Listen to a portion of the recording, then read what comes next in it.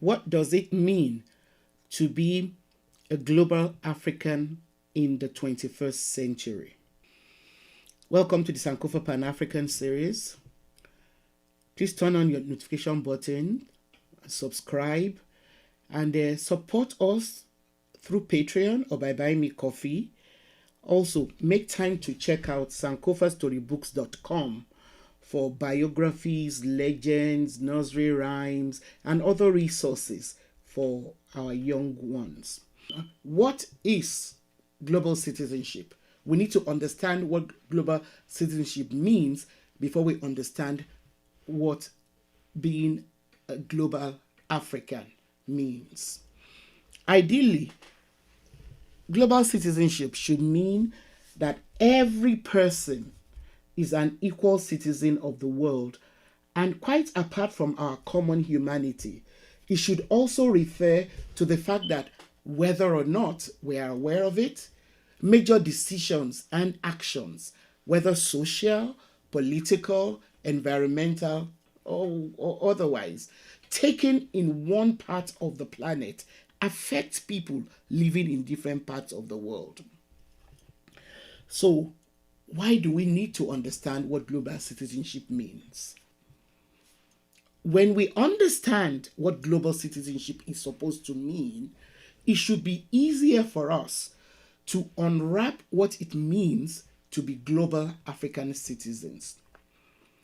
As global Africans, we must be aware of and understand our place in the wider world.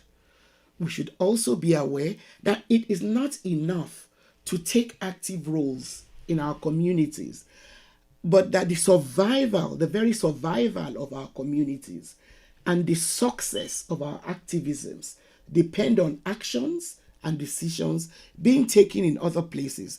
And it is our responsibility to look out for how those decisions affect us and future generations of Africans, wherever we may find ourselves.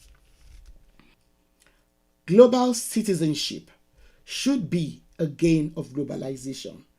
But is it? Now, the concept of globalization is, of course, not new, no matter how hard its proponents work to convince us that it is a new panacea to help the developing world. Globalization started with the European colonization of the Americas, Africa, and Asia. Think about it. When modern colonization began by mercenaries like Columbus and others who we have been led to believe were explorers, who were financed by their monarchs to go and look for resources to save their impoverished kingdoms in Europe. What were they doing? Replace human cargo with natural resources today, and the connection is quite clear. Countries in Europe simply took advantage of the abundance of resources found in other territories. And in ways similar to the kind of mayhem which those early European operators of globalization wrought in the territories which they ravaged, violence, starvation, and corruption are the order of the day now in the developing world, even as we remain conned into believing that globalization is a recent concept and that trade liberalization will help our development in spite of the accelerating decrease in the quality of life in the developing world. My point here is not to condemn the notion of globalization. I believe it is harmful because only a section of the world seems to have the kind of vision that allows them to exploit the resources of this earth at the expense of the rest of us. Globalization, which is supposed to be the process by which organizations develop international influence or operate on an international scale, is obviously driven by economics and the political interests of the economic north. While globalization is supposed to open up the flow of products, capital, people, and information, it has so far been a one-way traffic, in the sense that while it has more readily opened up avenues to more wealth and the advantages of global citizenship for people from the economic north, the same access has been increasingly denied people from the economic south. If anything, rather than help entrench the idea of global citizenship, globalization has been responsible for more uneven development because of the continued exploitation of resources from underdeveloped countries by developed countries. It has undermined the ability of citizens from the economic south to aspire to any form of equal global citizenship. Those of us from developing countries in Africa, the Caribbean, and other places are fully aware that we cannot just wake up and decide that we want to exercise our rights as global citizens by going on holiday or going to visit family in almost any country in the economic north without the hassles that attend getting entry to those places. I'm not even talking about economic migration here. Often, the fact that you can afford to pay your own way is no longer even relevant because of the level of gatekeeping that most countries in the economic north have been forced to put into place, because most of our countries in the economic south are hardly life sustaining. A situation which has continued to be exacerbated by the widening of the economic gap caused by the global economic infrastructure that has been skewed to favor rich countries at the expense of the developing ones.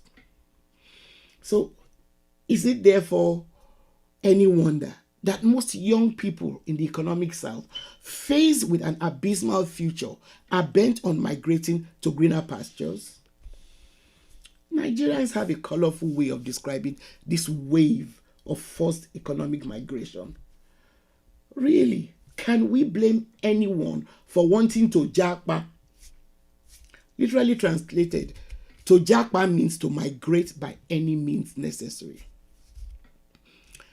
The ability to migrate, that is, move from one place to another for better economic opportunities, is as old as human beings have been on this earth. And in an ideal world, it should be one of the gains of globalization. Global citizens should have the opportunity to move around the globe, of which we're all supposed to be free and equal citizens. However, this very notion is utopian. That is why we find shiploads of human beings trying to make their way to Europe in search of better opportunities, being turned back on the high seas.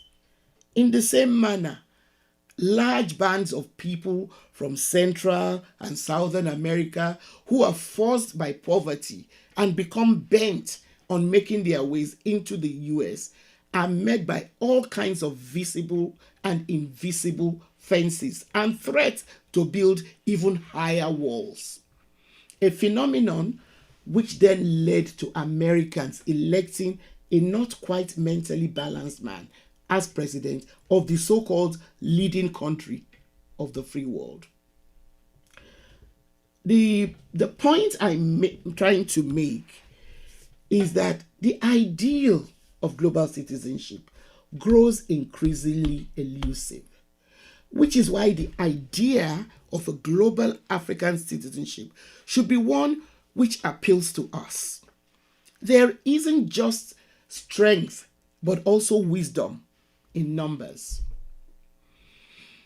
Now, before I try and encapsulate what I believe African global citizenship should entail, let me try and unpack what I conceive as the relationship between Pan-Africanism and a global African citizenship.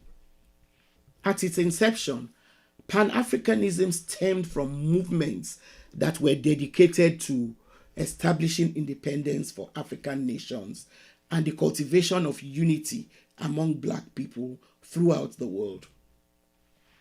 Behind its evolution was the idea that people of African descent have common interests and should be unified.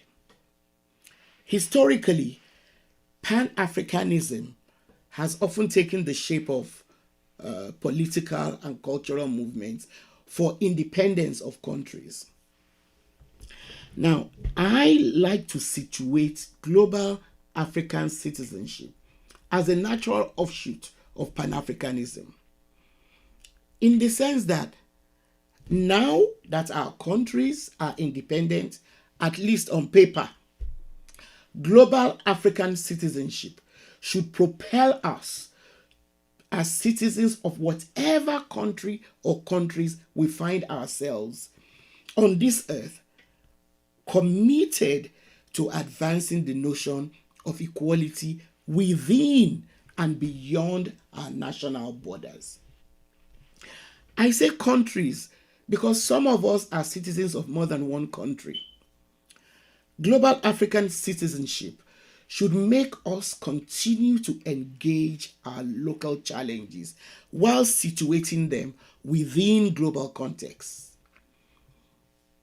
In other words, global African citizenship should help us connect the dots better as political, climate, youth, feminist, race, whatever kind of activism we're engaging in.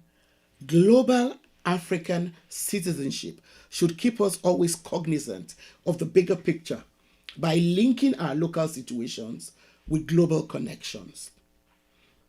Why do some of us who are in diaspora expend so much energy trying to combat racism within our national borders, but cannot see it as an evil which has been allowed to cross borders unfettered, because we refuse to see how ingrained race is within the global economic architecture and power structures?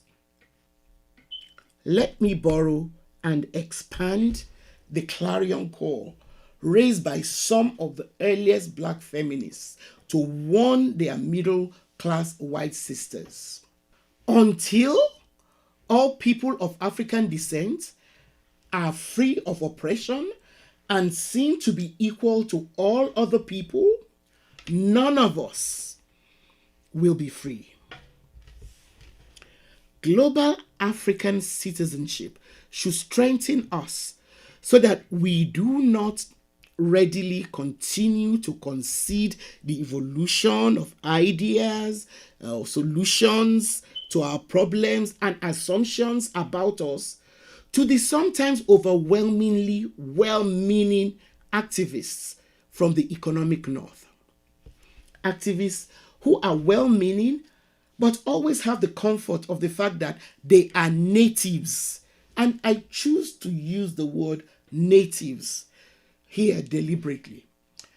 They are natives of regions that have far-sighted leaders who are even already seen beyond this planet, that they are expending so much on exploring space for the benefits of their kind, countries and regions. Meanwhile, the majority of Africans and people of African descent in the Caribbean and other parts of the diaspora are grappling, handicapped by the very need to stay alive. To illustrate, I know from a friend, a most committed and respected activist in Nigeria, one who for decades has been at the forefront working to entrench democracy, good governance, accountability, respect for human rights, and so on in Nigeria. When I mentioned this topic to him, his response to me was, and I quote, "Thanks for sharing from someone who has been handicapped by his country to aim at the global."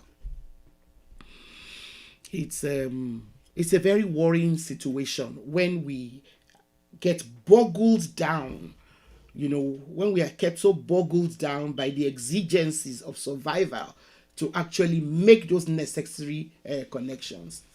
Thanks for watching the Sankofa Pan-African series. Subscribe if you've not yet done so.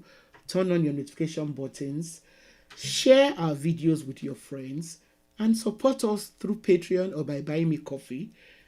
Make time to also check out sankofastorybooks.com.